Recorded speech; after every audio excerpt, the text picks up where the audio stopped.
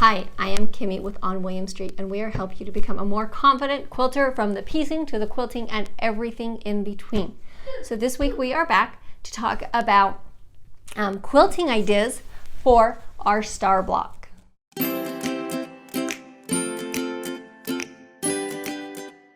So this is block 7 of our online quilting bee that we are doing all year long, and it is a very common block. The star block is used a lot. I absolutely love star blocks. I love star quilts. They're very versatile. So we're going to talk about some different ways that you can fill in the different shapes to come up with some creative and unique quilting plans. The first one, I'm just going to keep it real nice and easy. Just start at the middle, swoop out, and then do a nice swirl on the middle, and then go ahead and keep on going on out to the outside point. Now I'm going to go ahead and swirl all these in the same direction, and it just gives a real nice radial effect around the star.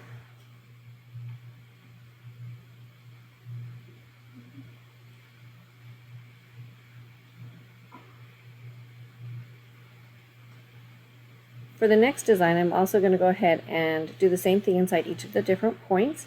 And with this, I would probably touch the inside point and the outside point, but then just go ahead and echo inside of the shape a little bit. For those inner points, and then you're just going to fill it in with something. For here, I've gone ahead and just done the ribbon candies. You could do wishbones, you could do swirls, you could do pebbles. You could even just do another set of the same shape where you go from the point and then just echo inside the line a little bit as well. Another thing you can do with these designs is you can actually even mix and match them. So you could do every other one this design and then put the swirls on the other points. And that's going to give you a lot of different variations and variety you can do with the same elements and the same designs.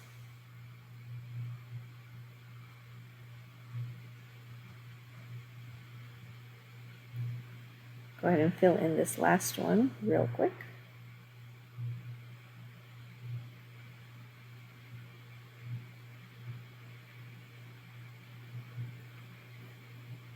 For this next design, I'm going to keep it really easy. I'm actually just going to go ahead with some straight lines. And this is really just going to follow the angles of the star that are already there and really accent that. If I was doing straight lines in the star, I would probably do something more elaborate in the background space, just so that it, still have a lot of that interest going in, but it's going to definitely still draw your eye. Those lines are going to act as arrows to kind of draw your line into those stars and into those main elements of the quilt block.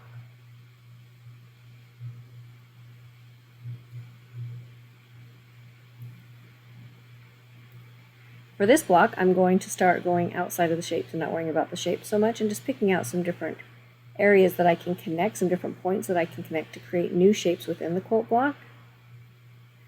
On this outside square, I would definitely make sure that I hit those corners where the two greens and then where the yellow and the orange, the yellow and the gray come together, so it wouldn't be outside of that at all. I would make sure that I hit that, and then fill in with some big pebbles on the outside one. You could fill in the inner squares as well if you wanted to, but I'm going to leave them open for some nice negative space, so it gives some more for your eye to rest. Then some nice little accents off of these shapes to fill in the background area. And in these corners, those would actually probably connect to the other squares as well. So I would quilt those as one big shape. You're just going to see a small corner of it here, but that would ultimately be connected to the other squares as well. And then just put a fun fill inside of those, throw some swirls in for this example. And those swirls are doing a curved shape there is going to offset those straight lines, and it's going to give some nice contrast. Something to remember as you're coming up with your quilting design, it's always nice to have an assortment of swirls and straight lines.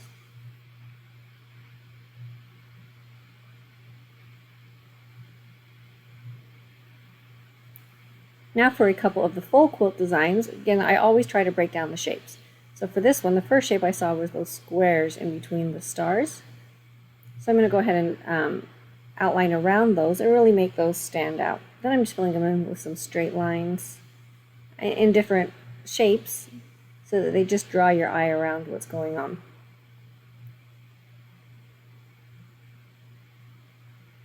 After I pulled out those square shapes, now I can definitely see those little diamonds with the points cut off.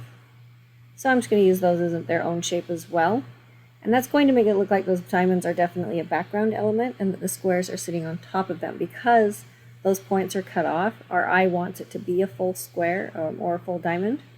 So we're going to read it as sitting behind those those squares, and it's just going to create a nice foreground and a nice background element.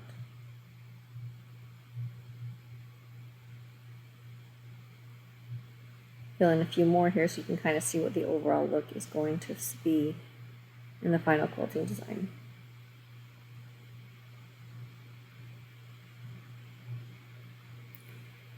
We have one more here. This one, again, I'm going to go ahead and kind of go outside the box, and I'm going to find some different shapes.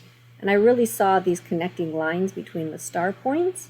And when I connect those, what it ends up doing is creating almost a frame around every other star. And I really liked that look. So I'm going to take the opportunity to really make those stars that I've framed stand out. And I would just put in a nice fill here. I would definitely alternate them so that the frames touching are using two different fills so that they stand out. If I were to put the wishbones in both of them, it would really blend together and they're not going to be as prominent of a shape. Inside, put some nice lines behind. And that, like I said, it's going to create a nice background element. You can also crosshatch this, would be really nice as well to do a crosshatch behind the star. And then you can take the time to do a little bit more quilting, some more detail in the stars themselves. For this quilting plan, I did alternate the direction of the background lines. It's not necessary, I just like to mix things up. But you could do them all the same way and it would totally work just fine as well that way as well.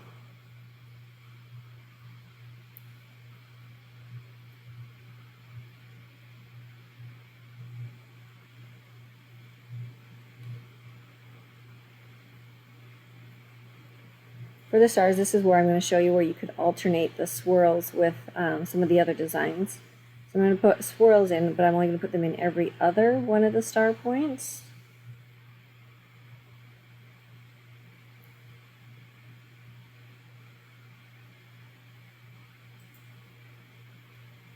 And then I'm going to go back, and in the other ones, I'm going to just echo around the shape, but with kind of an arched echo. Oh, not that one.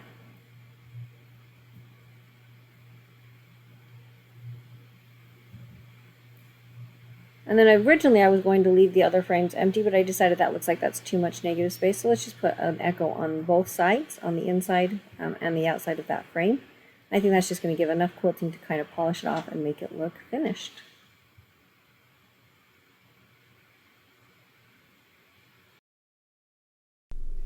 As always, go directly to the blog post. If you're watching this on YouTube, go to our blog post and you'll see a blank copy of this block, so you can print it out and use that to doodle and sketch some ideas on.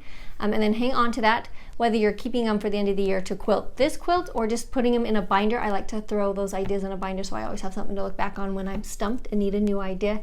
You can hang on to those. They're a lot of, they can be a lot of help in those moments when you get stuck. And as always, subscribe to our channel if you like what you see. Hit the bell and you'll get notified when we post new videos. And you can find us on Facebook and on Instagram, and we will see you next week.